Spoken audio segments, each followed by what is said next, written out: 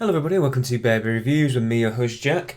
And tonight we have another beer from Buxton Brewing Company. This is their double IPA, clocking in at a lovely and a little bit peaky 10% ABV.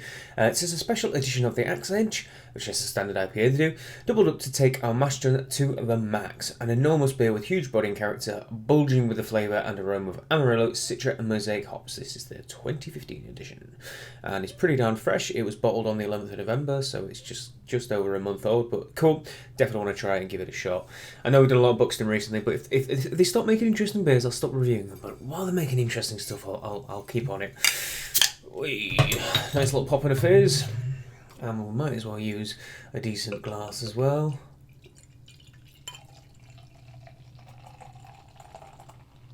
Nice, good bit of carbonation there, as you can probably see. It's cascading beautifully, fantastic and clear. Nice big head on it, although I gave it quite a decent pour.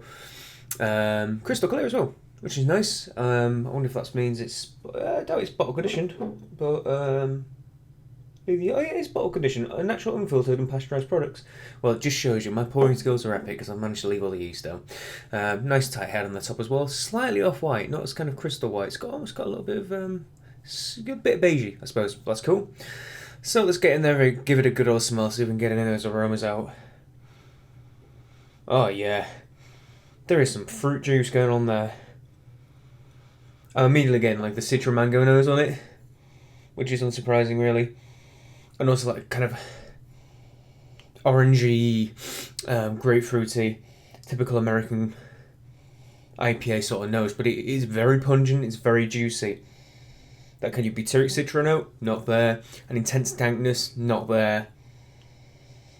A little bit of pine, but it's mostly those fruity, juicy, hoppy aromas. Definitely jumping out of the glass as well. It's massively aromatic. You want that from a double IPA, right? So it smells good. It smells really good. It smells really fresh. You can smell beer forever, right? Anyway, cheers everyone. Let's get in there and give it a good old shot.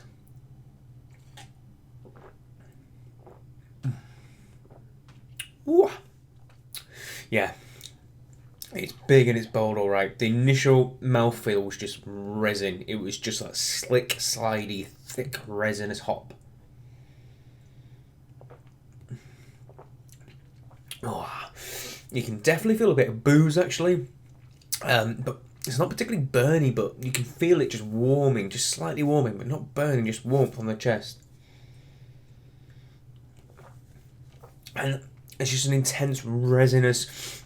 I don't know how to describe it really. It's like pureed and concentrated, sort of grapefruit and orange and mango. Like it's almost like puree. And mouthfeel just adds to the whole sort of sensation. So yeah, you can get those kind of nice fresh fruit juicy IPAs that are really kind of, I wouldn't want to say soft, but they've got tons of flavour. They drink really well and drink well below their ABV. It definitely feels its ABV, but in a really good way. Like I say, it's thick. It's really thick, so that impression of mango, quite concentrated flavours and like, purees just come to mind in the most brilliant manner, really. It's very well achieved.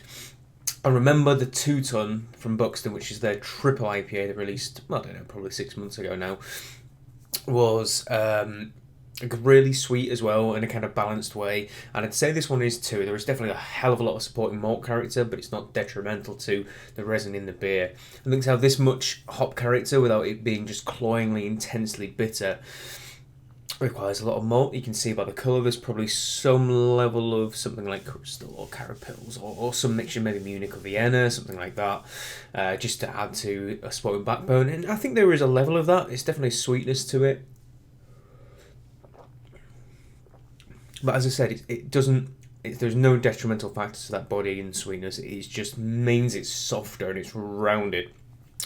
You probably haven't seen me say like it's massively bitter because it just doesn't feel it. There is a little bit of bitterness in the finish, yeah, but mainly it's quite pillowy soft and quite, as I say, yeah, just juicy.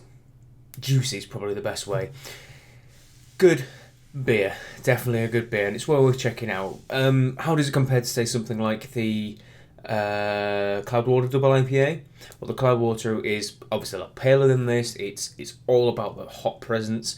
It was unbelievably resinous, dank, piney, everything all in one. But this one is probably more of a balanced. Would you want to say English style double IPA? Yeah, probably, but a really good example of a very hop forward but balanced double IPA, and it's still really good. I like both interpretations actually, and they both compare rather well. But for me, I think I don't know.